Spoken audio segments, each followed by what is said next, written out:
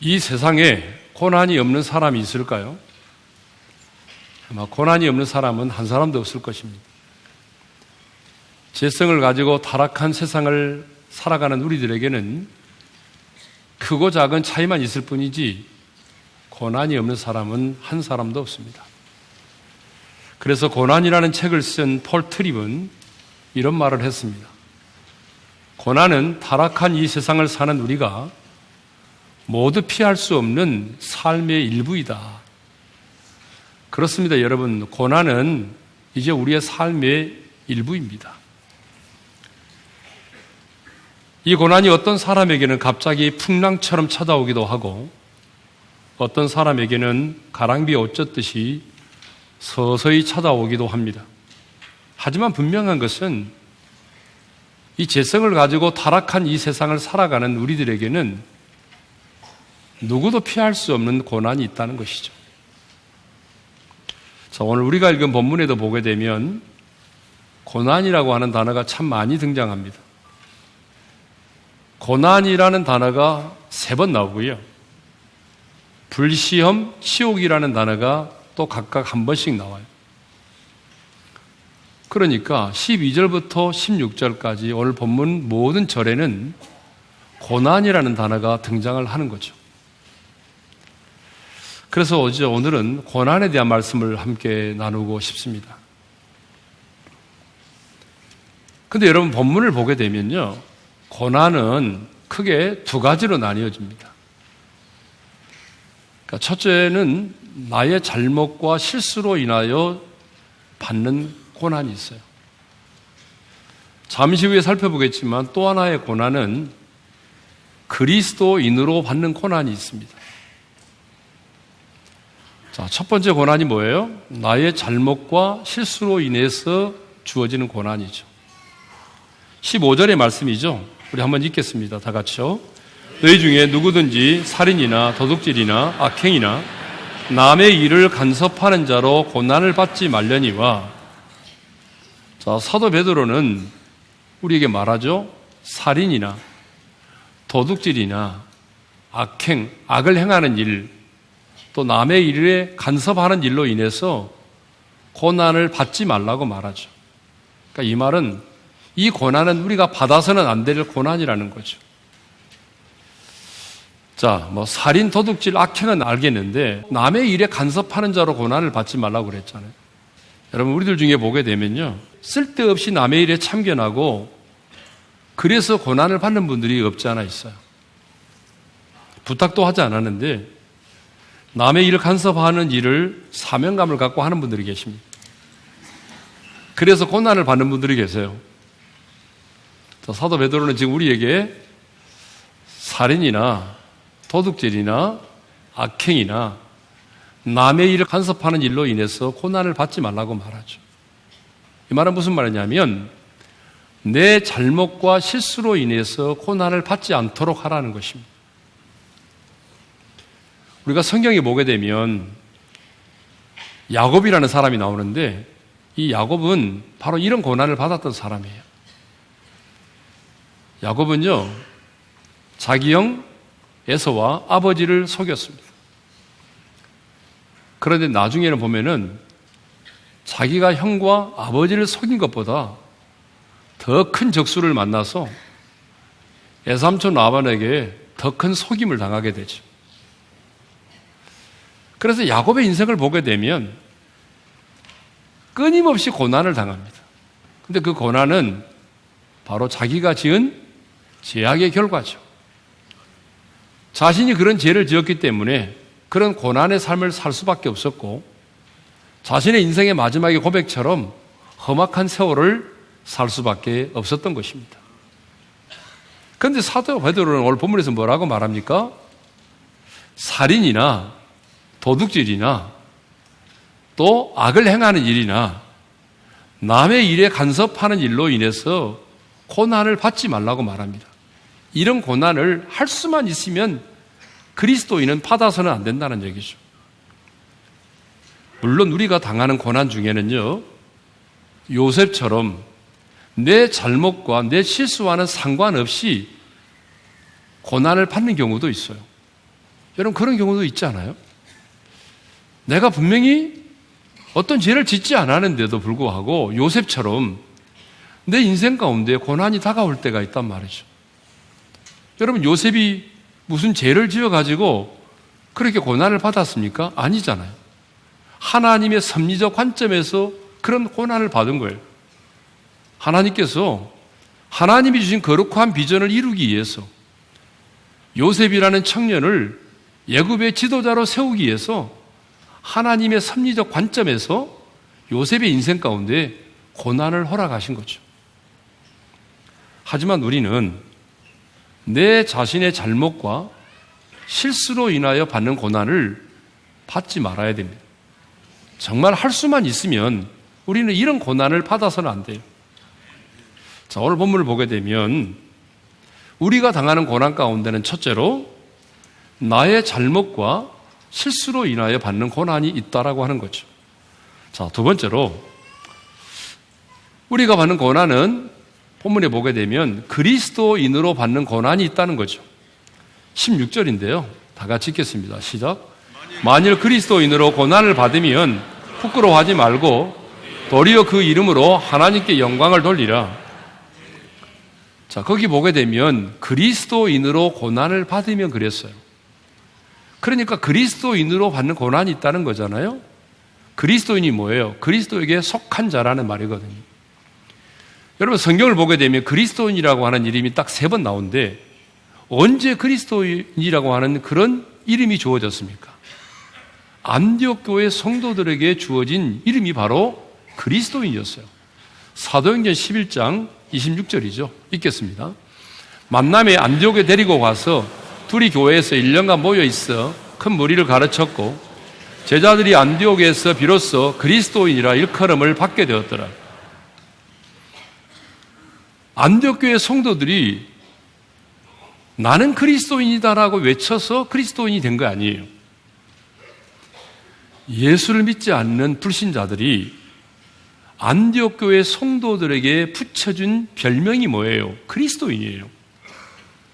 왜 예수를 믿지 않은 불신자들이 안디옥 교회 성도들을 향하여 그리스도인이라고 하는 그런 칭호를 주었을까요? 그것은 그들이 너무나 그리스도를 닮았기 때문이에요. 안디옥 교회 성도들은 모이면은 그리스도를 이야기하고 모이면은 그리스도의 사랑을 말하고 그리고 어려운 가운데서도 사람들에게 그리스도의 사랑을 실천하고 그들의 말과 생각과 행동을 보니까 너무 그리스도를 닮았다는 거예요. 그래서 그들을 향해서 그리스도인이라 라고 하는 별명을 그렇게 불렀던 것이, 별명을 주어서 불렀던 것이죠. 그러니까 그리스도인으로서 받는 고난은 모든 생활 속에서 그리스도를 드러내기 때문에 받는 고난을 말하는 거예요.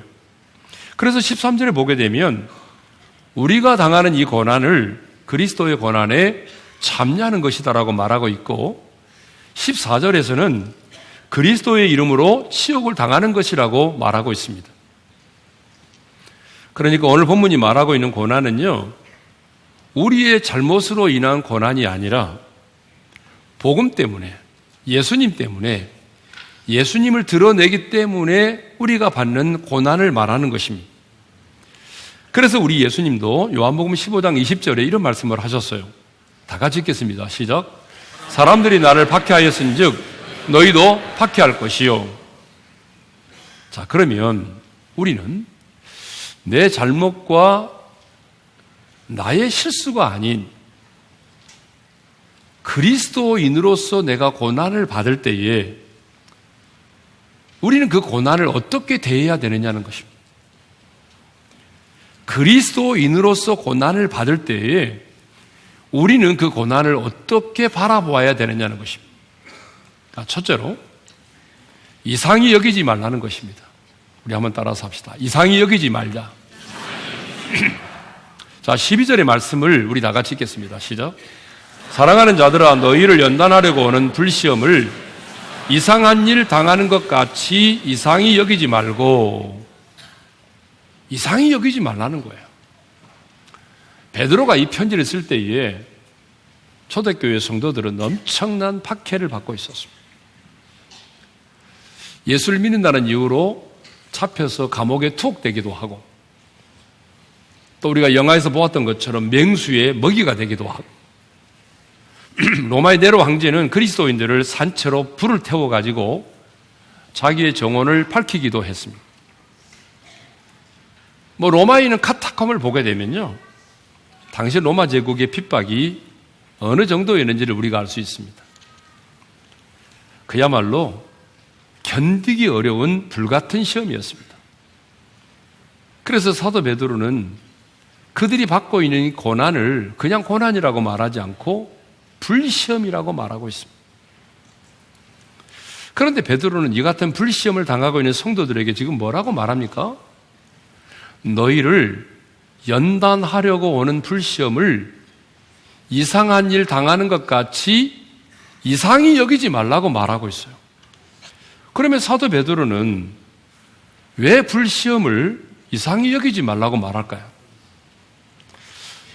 그 이유가 있겠죠. 그 이유는 불시험이 결국 나를 연단하기 때문에 그렇습니다. 12절을 보게 되면 이렇게 말하고 있어요. 너희를 연단하려고 오는 불시험이라고 말하고 있어요. 분명히 너희를 연단하려고 오는 불시험, 이렇게 말하고 있습니다. 여러분, 우리 하나님은 전능하신 하나님 맞죠? 우리 하나님이 전능하신 하나님을 믿으신 분은 크게 아멘 합시다. 자, 우리 하나님은 전능하신 분입니다. 그렇기 때문에 얼마든지 나로 하여금 그 불시험을 피하게 할 수도 있고 또한 막아주실 수도 있습니다. 그런데 왜 하나님은, 전능하신 하나님은 우리에게 다가오는 그리스도인으로서 받는 그 고난을 왜 막아주시지 않을까요? 그 이유가 뭐예요? 그것은 저와 여러분을 연단하기 위해서라는 것입니다. 여러분, 뜨거운 용광로 속에 들어간 금이 더 순도가 높아져서 가치 있는 금이 되는 것처럼 성도는 이런 불같은 시련을 통과하면서 의심의 불순물들이 제거되어지고 인격의 모난 부분들이 깎여져 나가므로 그 영혼이 순결해지는 것입니다. 우리는 이 같은 불시험을 통과하면서 더 강하고 더 담대한 사람으로 다시 거듭나게 되는 거죠. 거친 바다 위에서 위대한 항해사가 만들어지듯이 하나님의 사람 역시 고난을 통과하면서 연단을 받아서 세상이 감당할 수 없는 그런 강한 자가 되는 것입니다. 이렇게 말하면 하나님이 말씀으로만 해도 되지 꼭 그렇게 불같은 시련을 통과하게 해야만 되느냐? 이렇게 이제 질문하는 분들이 계세요. 여러분, 말로만 해가지고 되면 얼마나 좋겠습니까, 우리가? 근데 여러분 자신을 너무 잘 아시잖아요. 우리 안에는 온갖 재성이 충만합니다. 그리고 우리가 살고 있는 이 세상은 너무나 타락한 세상이에요.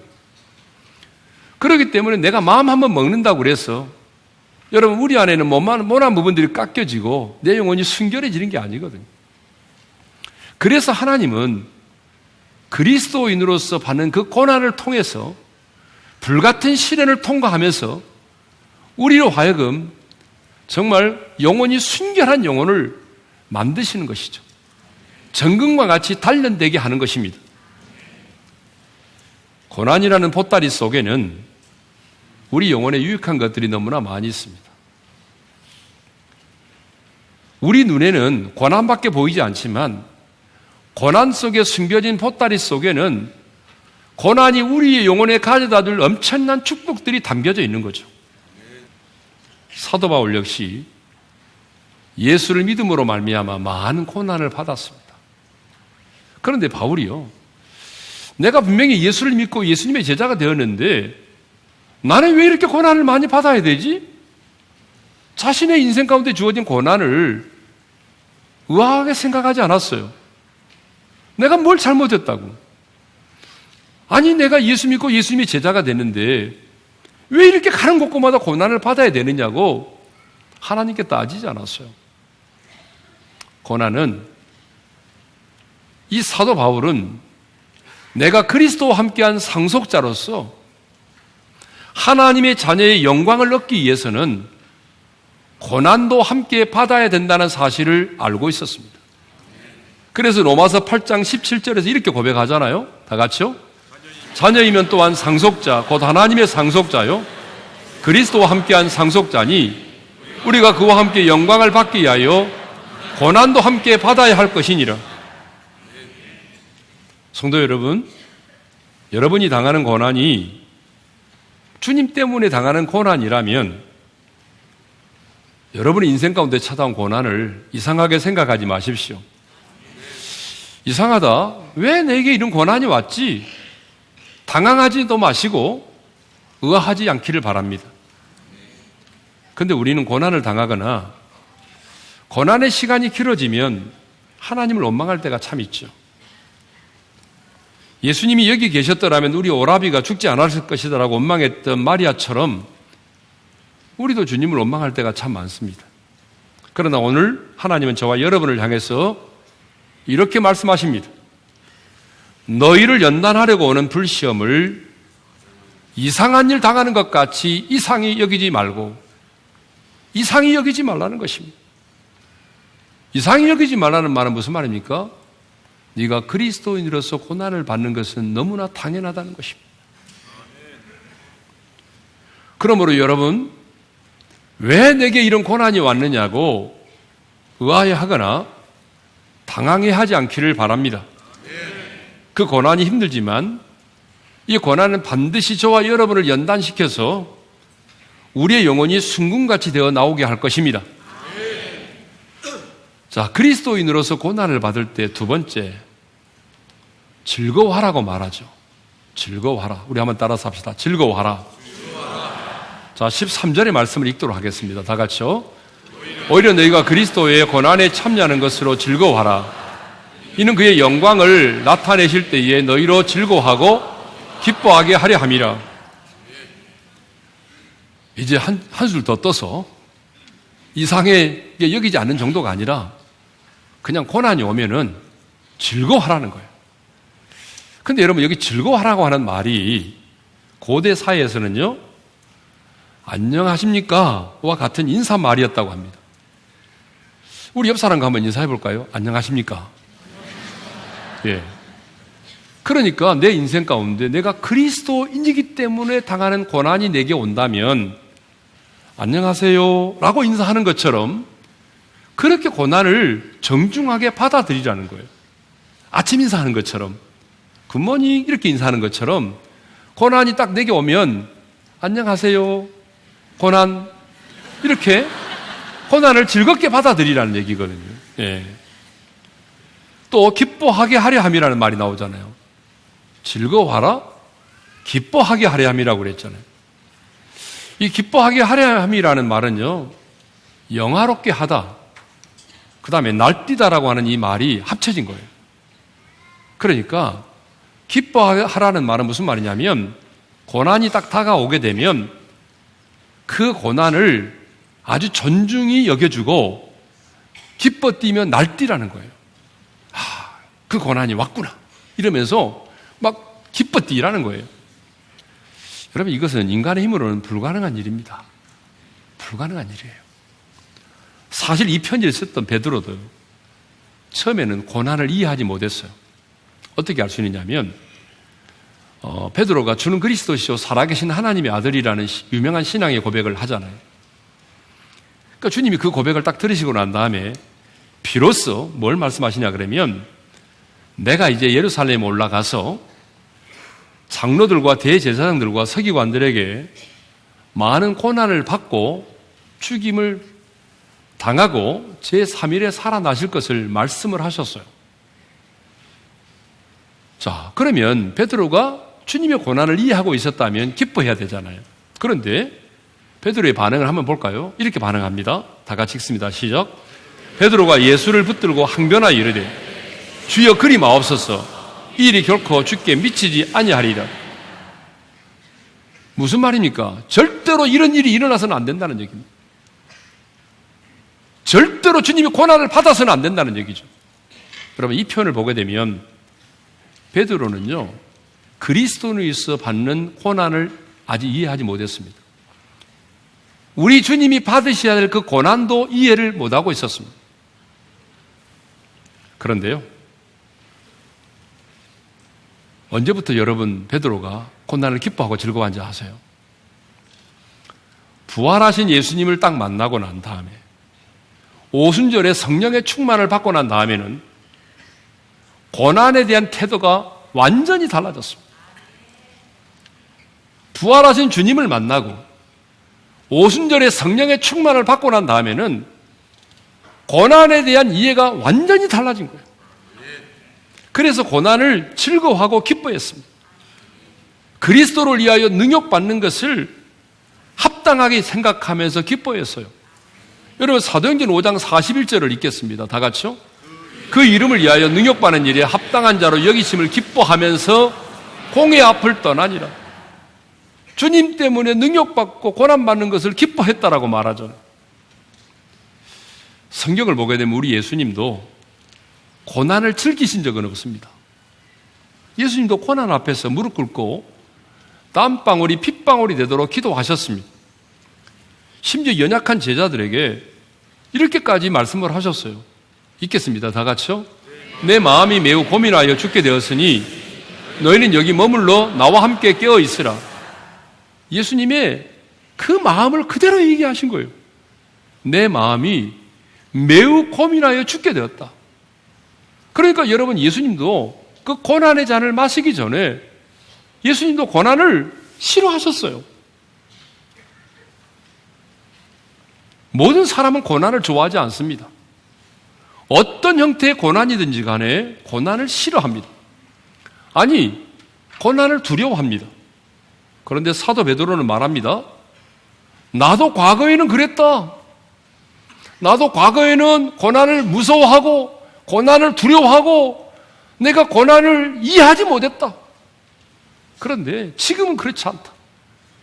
지금은 내가 그리스도인으로서 받는 고난을 기뻐하고 즐거워한다. 여러분, 그리스도인으로서 받는 고난은 아무나 받는 고난이 아니잖아요. 그리스도에게 속한 자이기 때문에 받는 고난이잖아요. 그렇습니다. 항상 기뻐하는 것이 하나님의 뜻이듯이 그리스도인으로서 고난을 당할 때 즐거워하는 것은 하나님의 뜻입니다.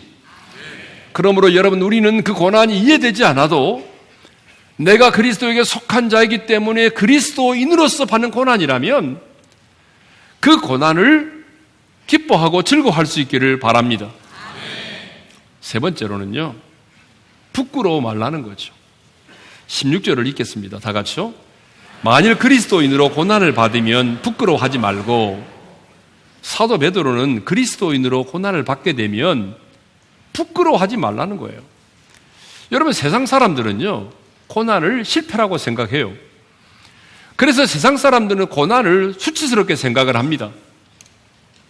그러나 하나님은 내가 그리스도에게 속한 자로서 그리스도인으로서 받는 고난이라면 그 고난을 부끄러워하지 말라고 말씀합니다.